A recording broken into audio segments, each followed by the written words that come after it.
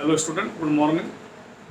आज हम लोग फंक्शन में पार्ट 13, अब तक हम लोगों ने 1 to 12 पार्ट पर डिस्कस किया है और आपने जो लास्ट टॉपिक था पार्ट 11 उसमें फंक्शन का डोमेन कैसे फाइंड आउट करते हैं इस पर डिस्कस किया है।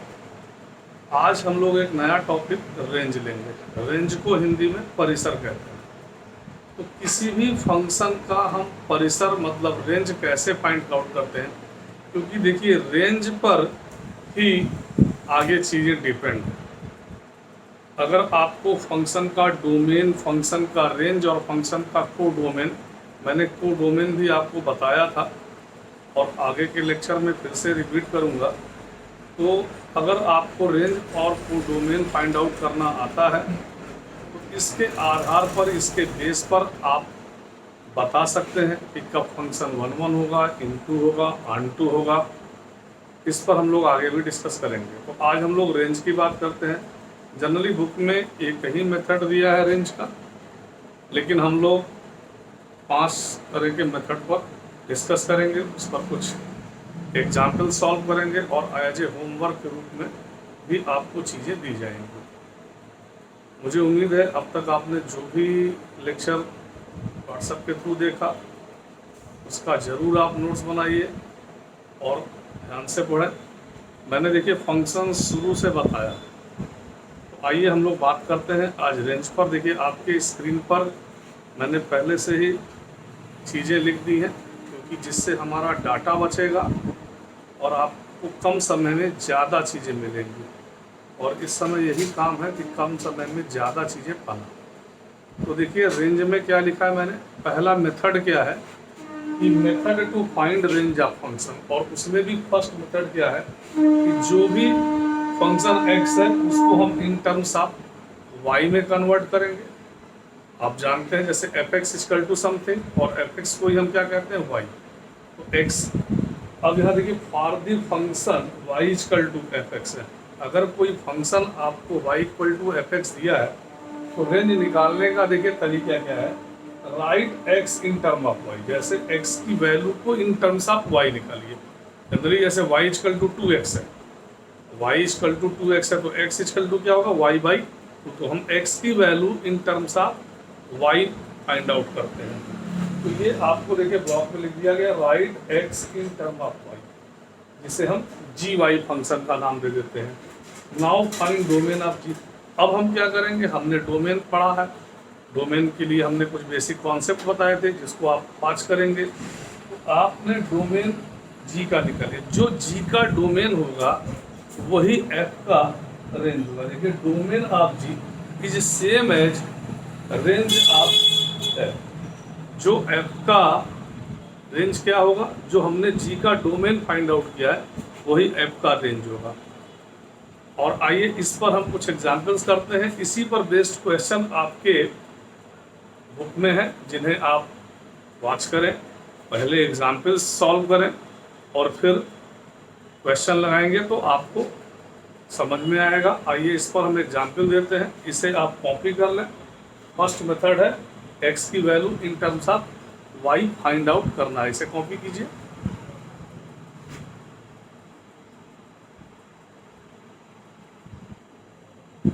देखिए आपके स्क्रीन पर एक क्वेश्चन डिस्प्ले है, फाइंड द रेंज। आपको f(x) दिया गया है, इसका रेंज आउट फाइंड करना है। तो अभी आपने एक मेथड लिखा था। सबसे पहले देखिए हमने लिख दिया y equal to f(x) equal to 2 minus x upon x। अब सबसे पहले हमने एक बात को ऑब्जर्व किया कि जो रूट के अंदर की वैल्यू होती है वह आपने बेसिक पॉइंट में पहले ही पढ़ा था कि root f(x) exist when f(x) greater than और इक्वल टू 0। अगर 2 minus x upon x greater than equal to 0 होगा तो इसका मतलब y की value greater than equal to 0 होगा। फिर आपने कहा है कि x in terms of y find करना है। तो जब x आप in terms of y find करेंगे तो सबसे पहले आपने स्क्वायरिंग, अब आपको x की वैल्यू फाइंड करनी है। जैसे यहाँ y इक्वल टू समथिंग है आपको क्या करना है, x इक्वल टू समथिंग। तो आपने देखिए ऐसे सॉल्व किया, x y square equal to 2 minus x, और अगर हम इसको इधर लाते हैं और इधर ला के एक्स कॉमन ले लें तो ये 1 plus Y square is y. कोई कंफ्यूजन है? अगर आपको ये यहाँ पर डिस्प्ले नहीं हो रहा है तो इसमें आप आगे बढ़ सकते हैं, यहाँ से यहाँ तक तो आप समझ ही रहे हैं। अब यहाँ से देखिए, अगर आपने इस x को इधर लाया तो x कॉमन ले लिया तो 1 plus Y square equal to 2, तो x इक्वल to 2 upon 1 plus Y square, that is, इसी को आप क्या कहेंगे, जी वाई। इसी को आप कहेंगे G Y equal to 2 upon 1 plus Y square. तो मैंने आपसे क्या बोला, पहले तो एक कंडीशन लगा दी आपने, क्योंकि जब भी रूट आएगा तो रूट का नेचर क्या है, पॉजिटिव होगा, नॉन नेगेटिव होगा। तो y ग्रेटर देन और इक्वल टू 0, इसको भी हम कंपाइल करेंगे और यहाँ से हमने x की value in terms of y निकाला, यही हमारा मेथड था। अब आपको यहाँ डिस्कस करना, आप जानते हैं कि y एलिमेंट ऑफ R है, y की कोई भी वैल्यू अगर आप रियल लेंगे तो उस पर हर वैल्यू पर x डिफाइंड है। एक तरह से अब हम डोमेन फाइंड आउट करना है। तो y एलिमेंट ऑफ R अगर ले तो R वैल्यू पर अगर y की वैल्यू कुछ भी लेंगे तो डिफाइंड है, तो बट y इक्वल टू भी हो सकता है 0 से, और 0 से बड़ा भी हो सकता है। इसलिए जो इसका रेंज होगा फ्रॉम 1 and 2 से, फ्रॉम 1 and 2 से जो रेंज होगा वो y element of equal sign, इसलिए क्लोज इंटरवल और इनफाइनाइट तक जा सकता है, निगेटिव नहीं लेंगे, 0 टू इनफाइनाइट, यह इस फंक्शन का रेंज होगा। अभी हम एक आध क्वेश्चन और एग्जाम्पल आपको दिखाते हैं जिससे आपको और क्लियर हो, इसे आप कॉपी करें।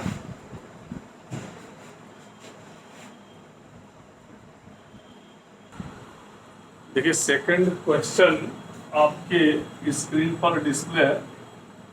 यहाँ पर हमने दोनों काम किया है, find the domain and range. Domain को आप हिंदी में जानते हैं प्रांत, और रेंज को परिसर कहते हैं, ठीक है।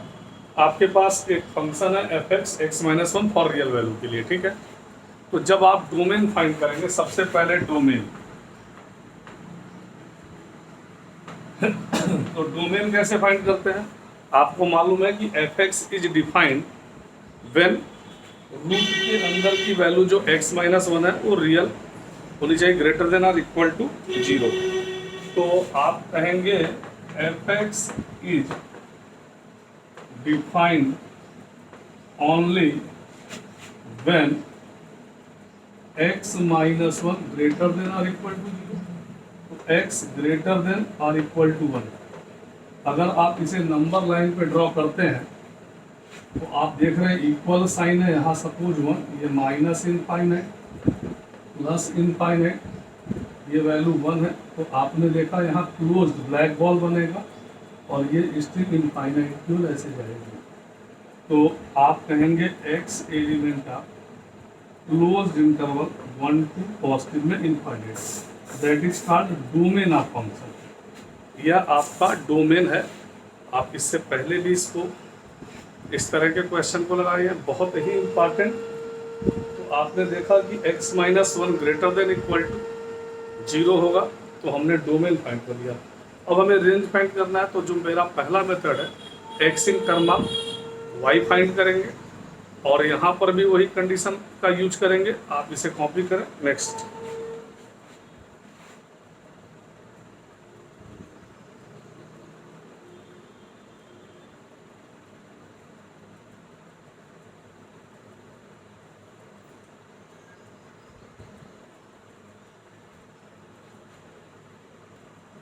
देखिए अब हम इसका रेंज कैसे फाइंड आउट करते हैं। तो सबसे पहले y इक्वल टू, तो आपने कहा y ग्रेटर देन और equal to 0, first condition x-1, और सेकंड में क्या करेंगे, y आपने स्क्वायरिंग बोथ साइड्स कर दिया। इस तरह से x in term of y निकल गया, जिसे आप that is g Y equal to 1 plus Y square. y की कोई भी रियल वैल्यू हम ले सकते हैं, वह नेगेटिव वाई की वैल्यू अगर -1 लेंगे तो भी सॉल्व होगा, +1 लेंगे तो भी सॉल्व होगा, 0 लेंगे तो भी सॉल्व होगा। इसलिए इसका जो रेंज होगा वो वाई एफ एक्स का जो रेंज होगा such that x element of y element of R. इसे आप कॉपी करें।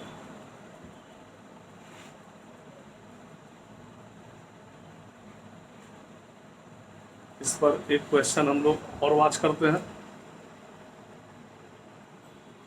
देखिए नेक्स्ट क्वेश्चन थर्ड आपके स्क्रीन पर डिस्प्ले है। Find the range and domain of the function real function F x square को एक्स स्क्वायर। अब देखिए x की कोई भी वैल्यू यहाँ ले लें, x इज रियल है तो x एलिमेंट ऑफ आर, इसका जो डोमेन होगा बहुत क्लियर है, domain x element of R होना चाहिए क्योंकि रियल होना चाहिए, तो डोमेन तो क्लियर है। अब अगर हम बात करते हैं रेंज की, तो देखिए रेंज में क्या करते हैं x in terms of y, तो ±√y। अब देखिए y की वैल्यू निगेटिव नहीं होनी चाहिए क्योंकि अगर y की वैल्यू निगेटिव है तो हमारा x is not real number. तो यहां मैं क्या लिख रहा, x is not real number, x real number नहीं होगा तब for negative value of y, for negative real value of y।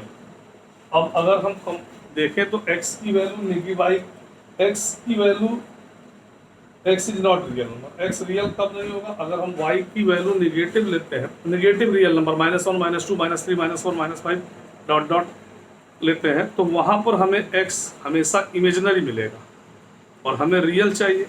इसलिए जो रेंज होगा, range of F x, this implies that, अब देखिए 0 हो सकता है, 0 to ∞, और ये 0 हमारा जो है वो ओपन इंटरवल है। इसे आप नोट कर लें।